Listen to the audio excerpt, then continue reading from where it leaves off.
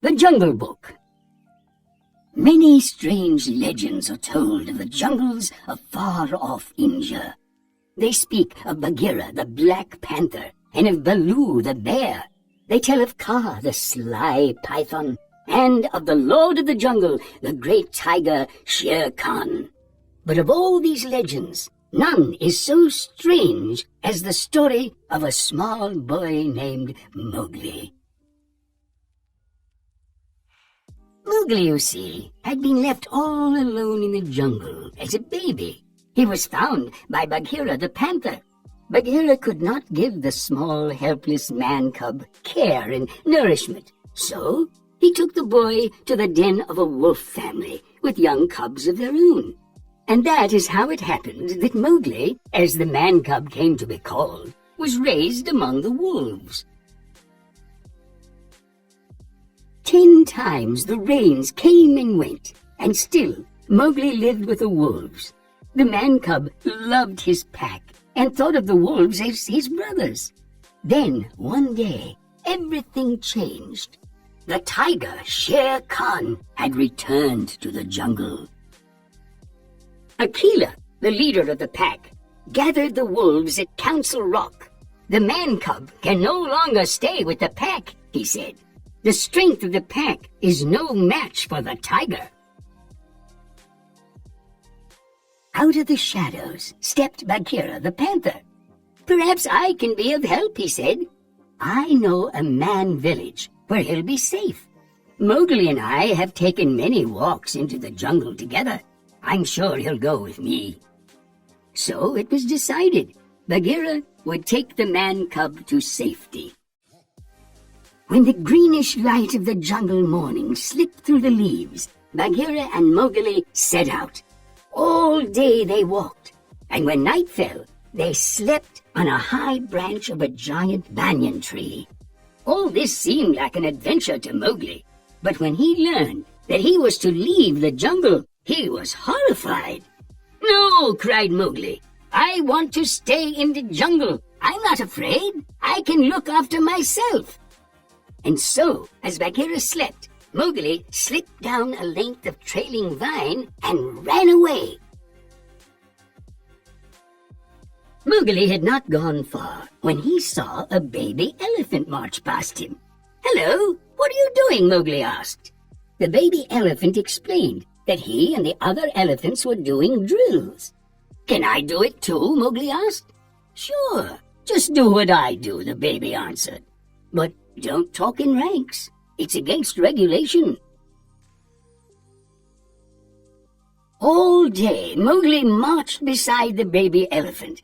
He was very happy to have found a new family in the jungle.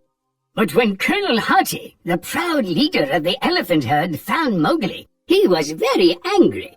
"A man-cub? Oh, this is treason, sabotage!" Hati cried. "I'll have no man-cub in my jungle." At that moment, Bagheera appeared. He had been searching for Mowgli all day. "I can explain," the panther told Colonel Hati. "The man-cub is with me. I'm taking him back to the man village." Colonel Hati nodded. "Very well, carry on," he said. Mowgli and Bagheera had not gone far when the man-cub asked, "Bagheera, where are we going?" "You're going back to the man village right now," the panther answered. But Mowgli still did not want to leave the jungle. "I'm staying right here," he said, grabbing hold of a small tree. Bagheera grabbed Mowgli's pants between his teeth and began to pull. "You're going if I have to drag you every step of the way," he said. But still, Mowgli refused. Finally, Bagheera had had enough. "That does it," he cried. "From now on, you're on your own, alone."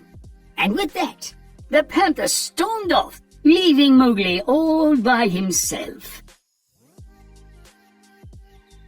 Mowgli was sulking by a large rock when a bear named Baloo came along. Soon, the two were playing together. There were coconuts to crack, bananas to peel, and sweet, juicy pawpaws to pick from jungle trees. "You're gonna make a swell bear," Baloo told Mowgli. Mowgli was having such fun in the jungle. Now He really didn't want to leave. But the jungle was dangerous. Sly old Kaa, the python, would have loved to squeeze Mowgli tight in his coils. Even worse, Shere Khan the tiger had learned that there was a man cub in the jungle, and he was determined to find him. There were other dangers too. One day, Baloo and Mowgli were enjoying a dip in a jungle river when down swooped the monkey folk. Before Baloo knew what was happening, the monkeys had snatched up the man-cub. They tossed him through the air from hand to hand and swung away with him through the trees. Off in the jungle, Bagheera heard Mowgli's cry. "They ambushed me," Baloo told Bagheera. "Thousands of them. I jabbed with my left, and then I swung with the right, and then Baloo trailed off." "The last time, what happened to Mowgli?" Bagheera asked. "The monkeys carried him off," gasped Baloo. Bagheera raced away at once. He had to rescue Mowgli. Bagheera and Baloo raced to the ruined city where the monkeys made their home. They found Mowgli a prisoner of Louie, king of the apes. "What I desire is man's red fire," King Louie told Mowgli. "Now give me the secret so I can be like you." But before Mowgli could answer, Baloo and Bagheera whisked him away. "Look, Mowgli," Baloo said when they were safe, "I got to take you back to the man village." "But you said we were partners," Mowgli said. Baloo tried to explain, but Mowgli would not listen. Angry, he ran away, and that was when Shere Khan found him at last.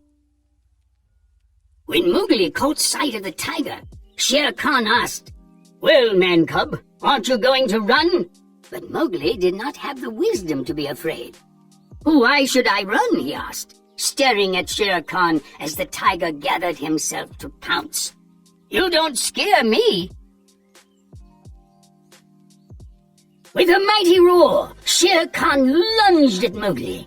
He would teach the boy to be afraid of him. Suddenly, there was a flash of lightning. A dead tree nearby caught fire. Mowgli snatched a burning branch and tied it to Shere Khan's tail. Terrified, the tiger ran away.